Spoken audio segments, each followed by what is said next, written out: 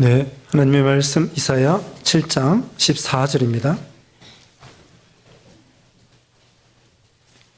이사야 7장 14절로 끝에 25절 말씀까지 교독하겠습니다. 이사야 7장 14절.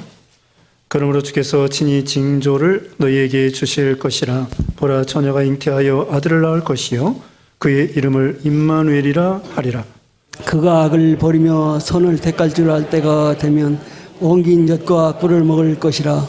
대저 이 아이가 악을 버리며 선을 택할 줄 알기 전에 네가 미워하는 두 왕의 땅이 황폐하게 되리라. 여호와께서 에브라임이 유다를 떠날 때부터 당하여 보지 못한 날을 너와 내 백성과 내 아버지 집에 임하게 하시리니 곧 아스르 왕이 오는 날이니라. 그날에는 여호와께서 애굽 하수에서 먼 곳의 파리와 아수르 땅의 벌을 부르시리니 다 와서 거친 골짜기와 바위 틈과 가시나무 울타리와 모든 초장에 앉으리라. 그날에는 주께서 하수 저쪽에서 세내온 삭도 곧 아수르 왕으로 내 백성의 머리털과 발털을 미실 것이요 수염도 깎으시리라. 그 날에는 사람이 한 어린 암소와 두 양을 기르리니 그것들이 내는 젖이 많음으로 엉긴 젖을 먹을 것이라. 그 땅 가운데에 남아있는 자는 엉긴 젖과 꿀을 먹으리라. 그 날에는 1000그루의 은 1000개가의 가치가 있는 포도나무가 있던 곳마다 찔레와 가시가 날 것이라. 온 땅에 찔레와 가시가 있으므로 화살과 활을 가지고 그리로 할 것이요 보석으로 갈던 모든 사례도 찔레와 가시 때문에 두려워서 그리로 가지 못할 것이요 그 땅은 소를 풀어 놓으며 양이 밟는 곳이 되리라. 아멘. 네, 오늘 본문은 이사야 7장 14절로 25절, 제목은 임마누엘 예언입니다. 임마누엘 예언. 그 다음에 첫째, 임마누엘 탄생 예고. 임마누엘 탄생 예고 14절로 16절입니다. 그 다음에 두 번째, 아수르 침략 예고. 아수르 침략 예고 17절로 25절입니다. 그래서 오늘 본문에는 제목이 임마누엘, 네, 임마누엘입니다. 그 임마누엘은 임은 함께라는 뜻이고요. 마누, 이건 우리라는 거고요. 엘, 오전 시간에도 말씀했는데 하나님, 그것이 엘입니다. 그러니까 임마누엘, 임은 함께, 마누는 우리, 그 다음에 엘은 하나님. 임마누엘은 하나님이 우리와 함께 계시다. 하나님 우리와 함께 계시다. 그런 뜻이죠. 그래서 이제 14절 요절입니다. 네, 14절이 요절입니다. 그러므로 주께서 친히 징조를 너희에게 주실 것이요 보라, 처녀가 잉태하여 아들을 낳을 것이요 그의 이름을 임마누엘이라 하리라. 처녀가 잉태하여 아들을 낳을 것이다. 그렇게 예언하고 있죠. 이 말씀대로 예수님이 처녀를 통하여 이 세상에 오시게 된 것입니다. 왜 예수님, 그래서 이 말씀대로 그 요셉에게 천사가 나타나서 그 요셉에게 그랬죠. 천사가 나타나서 내 아내가 잉태했다. 그런데 그 성령께서 역사함으로 잉태했고 성경에 여기 이사야 7장 14절에 있는 것처럼 그 처녀가 잉태하여 아들을 낳을 것이요 그의 이름을 임마누엘이라 하라고 그렇게 나와 있다. 그 말씀대로 내 아내가 잉태했느니라. 이렇게 천사가 그 요셉에게 현몽하여 가르쳐 주었습니다. 그 말씀이 마태복음 1장 23절에 이 말씀을 인용하여 요셉에게 가르쳐 주었죠. 그래서 요셉이 그 말을 믿고 자기 아내를 데려오게 된 것입니다. 자, 처녀가 잉태하여 아들을 낳았다. 이것은 이 복음인데 창세기 3장 15절에 여인의 후손이 뱀의 머리를 상할 것이다. 그리고 뱀이 여인의 후손의 머리를 발꿈치를 뱀이 여인의 후손의 발꿈치를 상하게 할 것이다. 그게 최초 복음, 원복음이라고 그렇게 말합니다. 그래서 이 뱀은 마귀를 상징하는데 마귀가 하나님의 아들 예수님을 못 박아 죽일 것, 발꿈치를 상한다고 했으니까요. 이 못을 박을 때 손과 발을 이렇게 상하게 되죠. 그 말씀이 예언된 거고, 또 여자의 후손이 뱀의 머리를 상하게 할 것이다. 여인의 후손, 모든 인류는 남자의 후손입니다. 그런데 우리 예수님만 여자의 후손이 되는 거예요. 처녀를 통하여 오셨기 때문이죠. 그래서 모든 인생들은 아버지를 통하여 세상에 태어납니다. 그래서 성경에도 보면은 남자가 남자를 낳고 남자가 남자를 낳고 아브라함이 이삭을 낳고 이삭이 야곱을 낳고 야곱이 12아들을 낳고 이렇게 계속 남자가 남자를 낳는다고 말하고 있죠. 남자를 통하여 이 세상에 태어나는 거예요. 근데 우리 예수님만큼은 여자를 통하여 남자 상관없이 처녀를 통하여 오셨기 때문에 아담의 원죄, 유전죄가 없는 것입니다. 그러니까 모든 인생들은 유전죄, 원죄가 있어요. 그리고 태어나서 또 죄를 짓기 때문에 본죄가 있어요. 그러니까 원죄는 아담이 지은 죄, 그게 유전되어 내려오는 거예요. 원죄를 다른 말로 유전죄라고 합니다. 그 다음에 태어나서 지은 죄를 본죄라고 그래요. 태어나서 지은 죄를 본죄 또는 자범죄라고 합니다. 내가 지은 죄이기 때문에 자범죄. 그래서 우리 모든 인생들은 죄인이란 말입니다.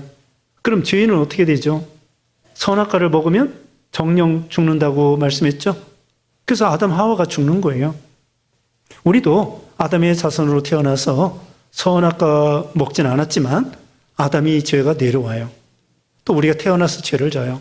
죄값은 사망을 당하게 되었죠. 그런데 우리 예수님이, 죄 없으신 예수님이 오셔서 우리 인생들을 구원할 수 있는 거예요. 그러니까 모든 인생들은 아무도 스스로 구원받을 수도 없을 뿐더러 또 다른 사람이 우리를 구원해 줄 수가 없습니다. 세상에 유명한 성인들, 석가모니나 마호메트나 또 공자나 맹자나 또 소크라테스나 플라톤이나 뭐 어떤 사람들도 우리의 구주가 될 수 없어요. 왜? 그들도 죄인이고 나도 죄인이고 죄인이 죄인을 구원할 수가 없는 거죠. 죄 없는 사람만 우리를 구원할 수 있습니다. 그래서 우리 예수님만이 죄가 없으신 분이고 또 예수님이 시험을 이기셨습니다. 예수님이 그 원죄 유전죄가 없을 뿐더러 마태복음 4장에 보면은 마귀 시험을 다 이기셨습니다. 히브리서 4장 마지막에 보면은 예수님이 시험을 받으셨으나 죄가 없다고, 죄를 이겼다고 말하고 있죠. 그래서 죄 없는 예수님이 우리를 위해서 죽으신 거예요. 그래서 세례 요한이 예수님을 향하여 뭐라고 했습니까? 보라, 세상 죄를 지어가는 하나님의 어린 양이다. 구약시대에 소나 양을 가지고 하나님 앞에 제사를 드렸습니다. 그 제사 드리는 사람이 소나 양의 머리에다가 딱 안수를 하는 거예요. 그러면은 그 죄가 소나 양에게 옮겨가는 거예요. 사람이 죄를 짓고서는 죄를 저쪽으로 전가시켜 놓고는 양과 소를 죽여요. 소와 양이 무슨 죄가 있어? 소, 양은 원래 죄가 없어요. 근데 사람이 죄를 짓고는 하나님께서 그 죄를 소나 양에게 옮겨보내라. 그리고 소나 양이 대신 죽는 거예요. 그와 같아요. 보라, 세상 죄를 지어가는 하나님이 어린 양이라고 말씀한 것처럼 우리 예수님은 죄가 없으셔요. 양과 소가 죄가 없는 것처럼 예수님은 죄가 없으신데 우리 죄를 짊어지시고 십자가에 죽으신 거예요. 예수님이 죄가 없는데 우리 죄를 대신 지었기 때문에, 짊어지셨기 때문에 예수님이 하나님 앞에 죄인으로 보이시는 거예요. 원래 죄가 없어요. 예수님 죄가 없는데 우리 죄를 짊어졌기 때문에 하나님 보실 때에 죄인으로 보이시는 거예요. 그래서 예수님이 십자가에 죽으신 거예요. 이게 대속입니다. 대신 구원해 주시고 대신 속해 주시는 거죠. 근데 왜 예수님이 살아났느냐? 예수님 죄가 없고 하나님 앞에 죽기까지 복종했으니까, 순종했으니까 그게 의가 되는 거예요. 신구약 성경을 다 이루시고 율법을 다 지키시고 말씀을 다 순종하시고 또 사랑은 율법의 완성이라고 했는데 하나님을 사랑하고 이웃을 사랑하고 그래서 대신 죽기까지 하나님 앞에 100% 순종. 순종이 바로 의예요. 로마서 5장에 보면은요, 한 사람이 불순종함으로 죄가 들어오고, 그 다음에 사망이 들어왔다고 했습니다. 그런데 둘째 아담 되시는 예수님이 순종하심으로 의가 되어서 생명을 얻게 됐다는 거죠. 그러니까 예수님이 우리를 위해서 대신 죄를 짊어지심으로 죽음을 맛보게 되었고, 예수님이 하나님 앞에 완전히 순종하심으로 하나님 보실 때 의가 된 거예요. 완전히 순종했거든요. 행했거든요. 율법을 다 행했거든요. 그래서 예수님이 3일 만에 죽음을 이기고 살아나신 거죠. 이게 하나님의 법이에요. 죄값은 뭐예요? 사망. 의값은 생명이에요. 하나님의 공의의 법에 의하면 죄는 죽는 거고 죽어야 되는 거고 의는 살리는 거예요. 그래서 예수님이 우리를 위해서 하나님 앞에 완전히 순종하시니까 의가 되어서 살아나시게 된 거고 우리도 예수님을 믿음으로 죄인이 변하여 의인이 되고 그래서 우리도 부활하고 영생을 얻게 되는 거죠. 그래서 예수님이 처녀를 통하여 이 땅에 오신다는 거예요.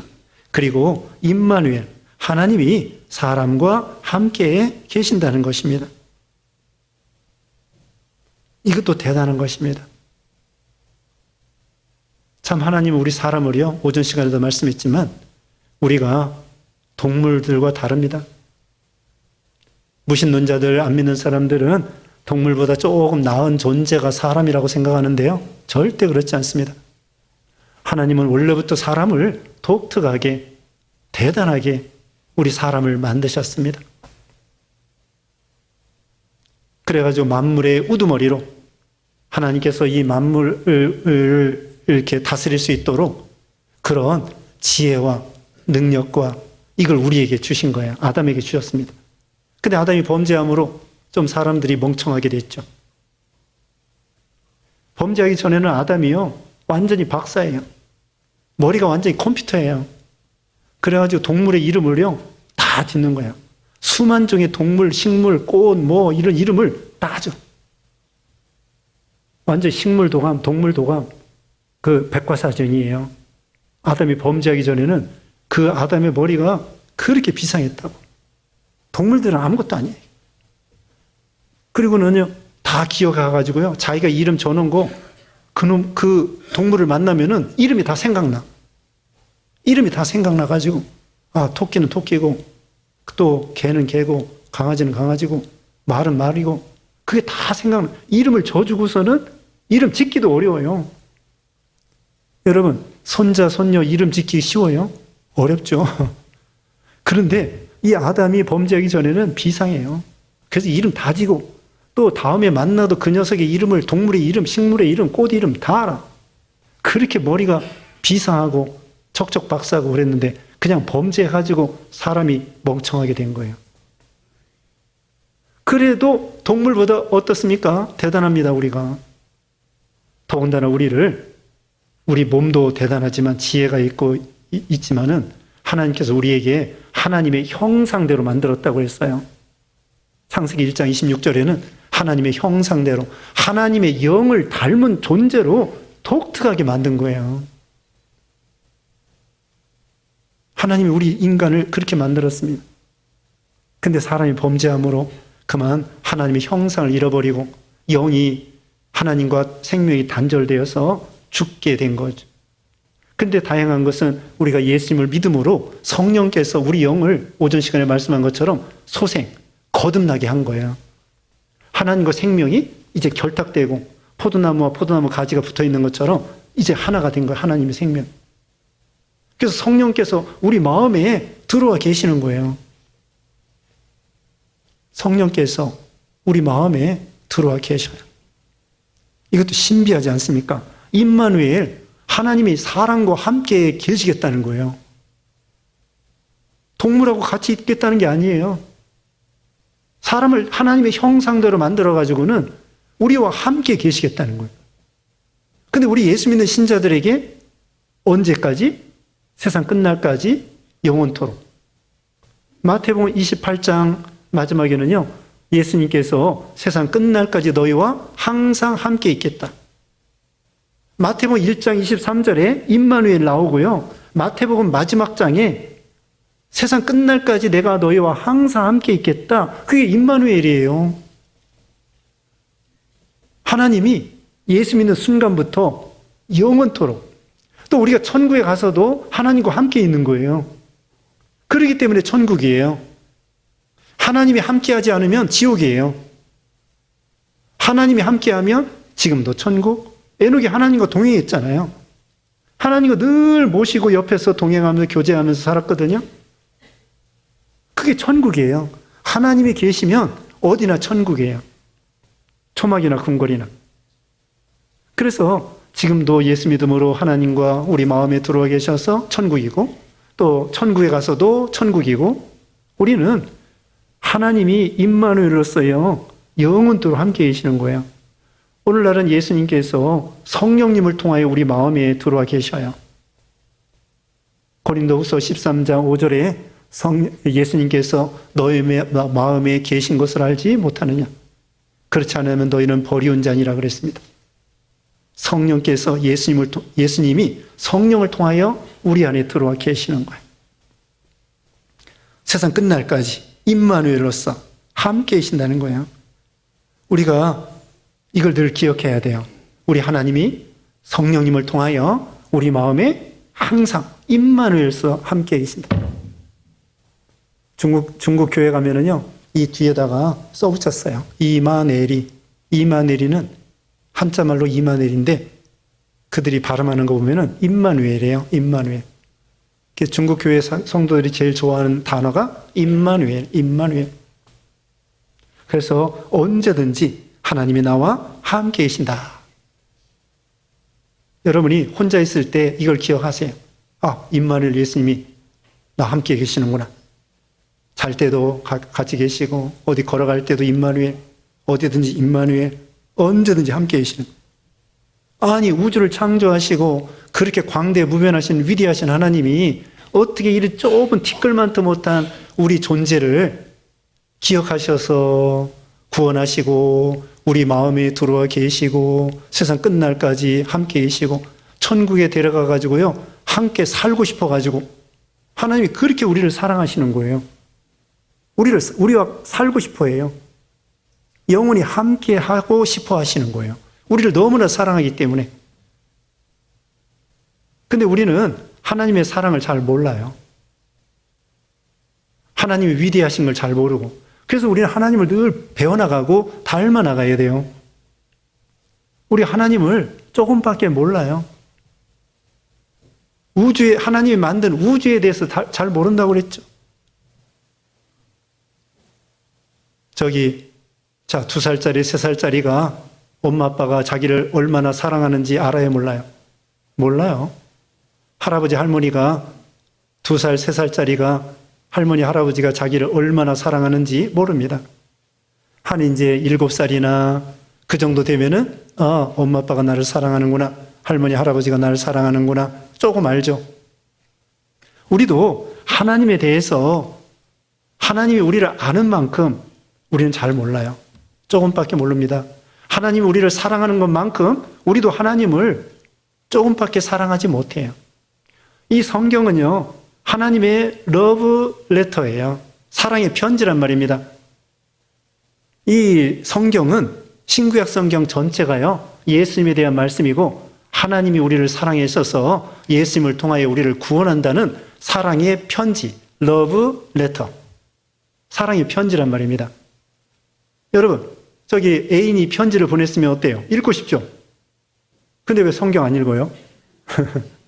성경은 사랑하는 애인 되시는 우리 예수님의 편지예요.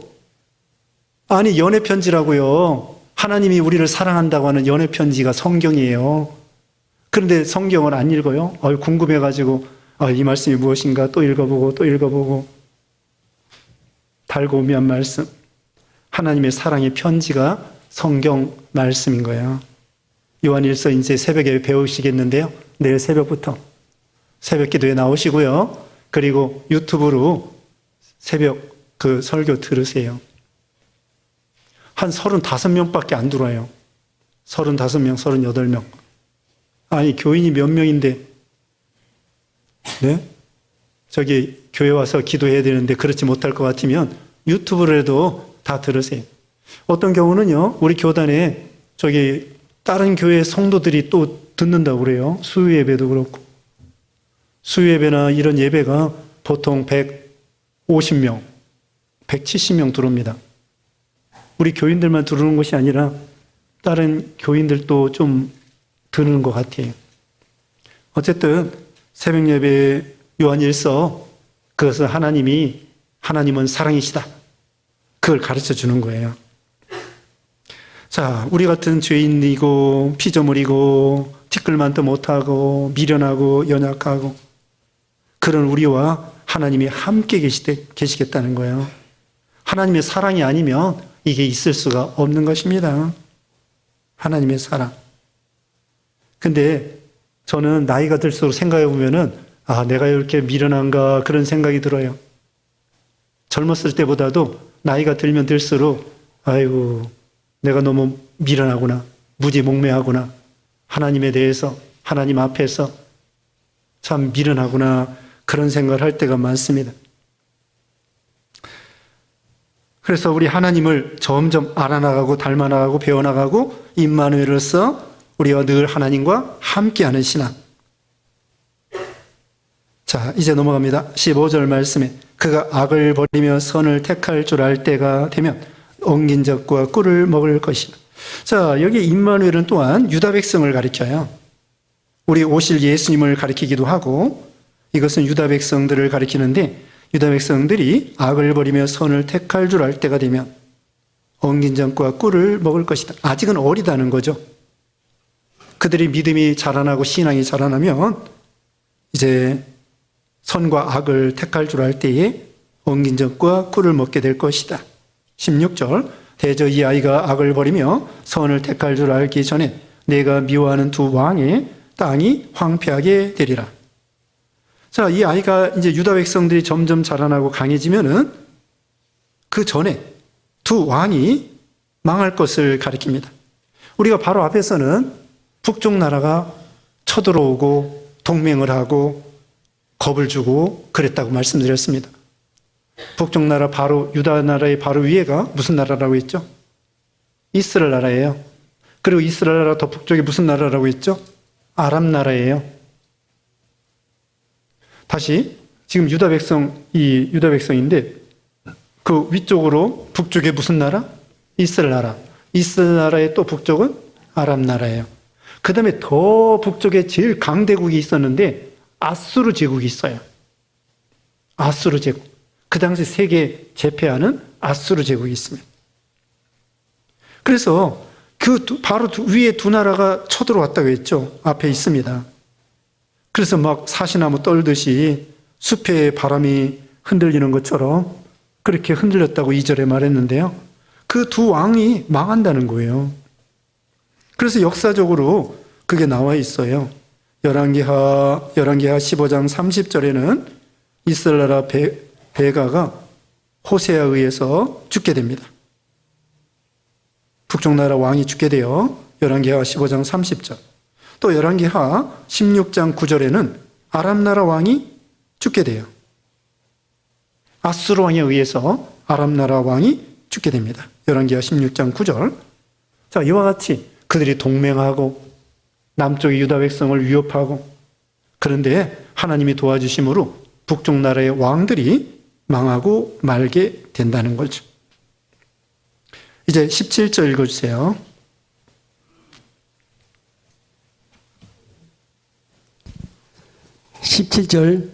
여호와께서 에브라임이 유다를 떠날 때부터 당하여 보지 못한 날을 너와 내 백성과 내 아버지 집에 임하게 하시리니 곧 아스르 왕이 오는 날이니라.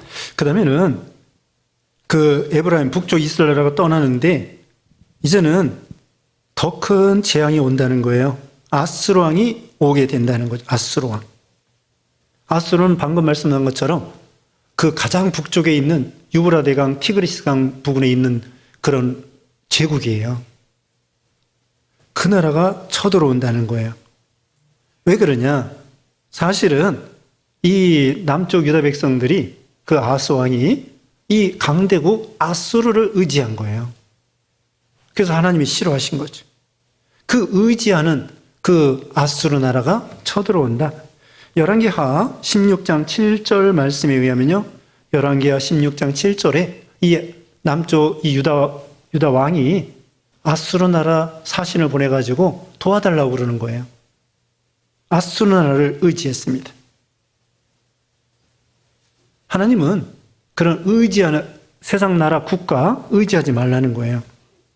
거기 3장에서 우리가 배웠습니다. 3장에 보면은요, 의지하는 것을 하나님이 제하여 버리시겠다는 거죠. 3장 1절, 2절 읽어주세요. 3장 1절 보라 주 만군의 여호와께서 예루살렘과 유다가 의리하며 의지하는 것을 제하여 버리시되 곧 그가 의지하는 모든 양식과 그가 의지하는 모든 물과 용사와 전사와 재판관과 선지자와 복술자와 장로와 네, 거기까지 계속 나오는데요. 양식, 물질, 재물, 돈, 또 용사, 사람, 무기 이런 거 의지하지 말래. 하나님을 의지하라는 거죠. 그래서 아수르 왕 강대국이라고 해서 의지하니까 그 아수르 나라에 의해서 이스라엘 나라가 고통을 당하게 돼요.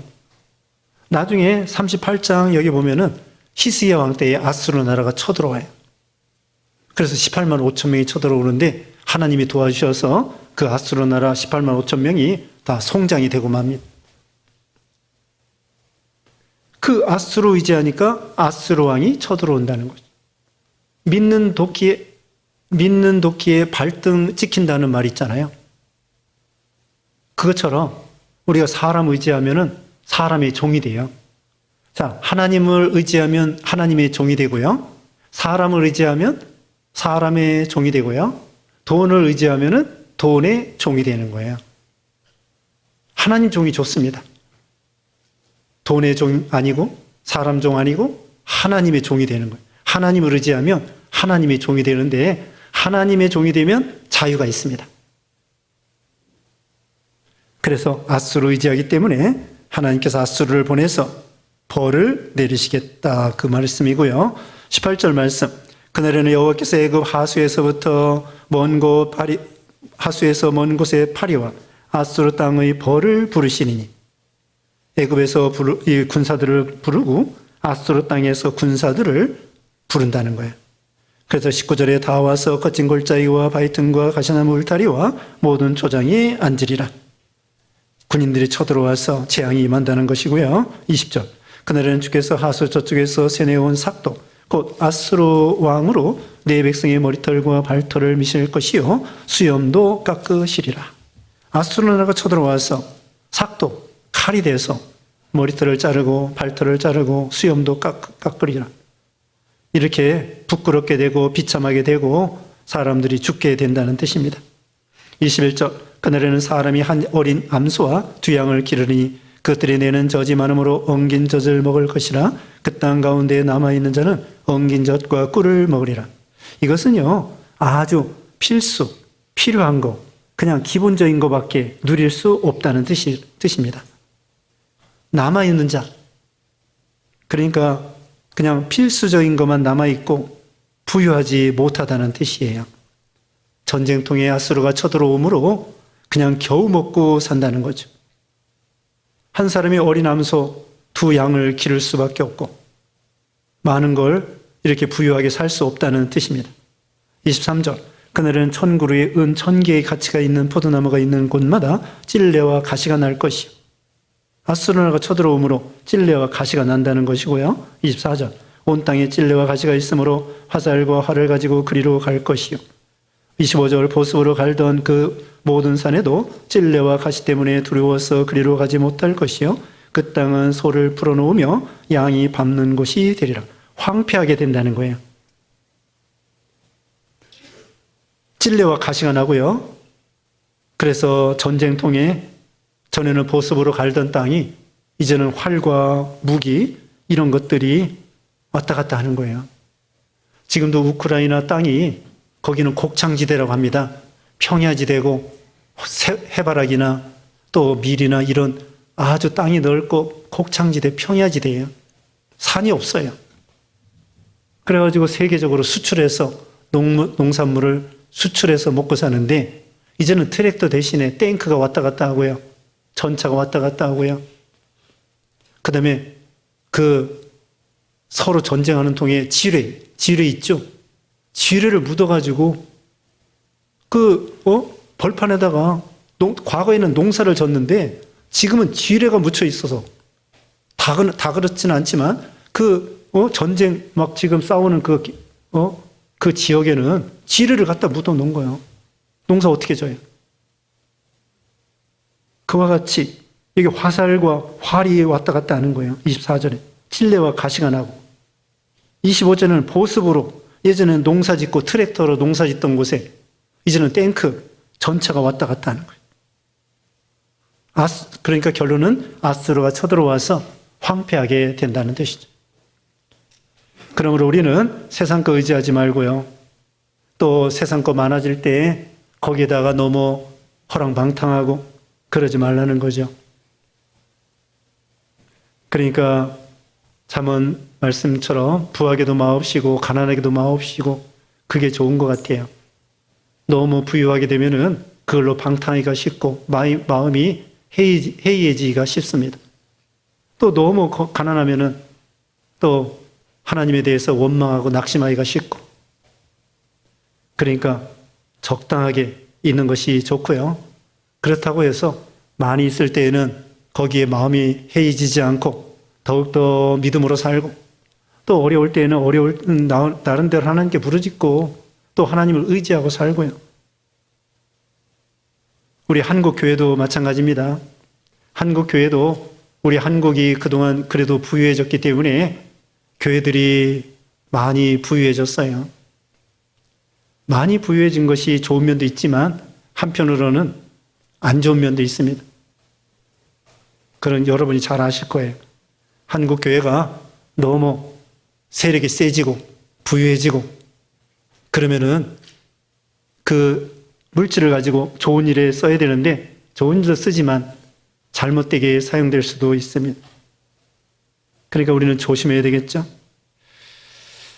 네, 여기까지 말씀드리고요. 어쨌든 임마누엘이 중요하고 세상 국가나 재력이나 그런 거 자기 지혜나 의지하지 말고 만복의 근원 되시는 하나님만 의지해야 된다. 이런 뜻입니다.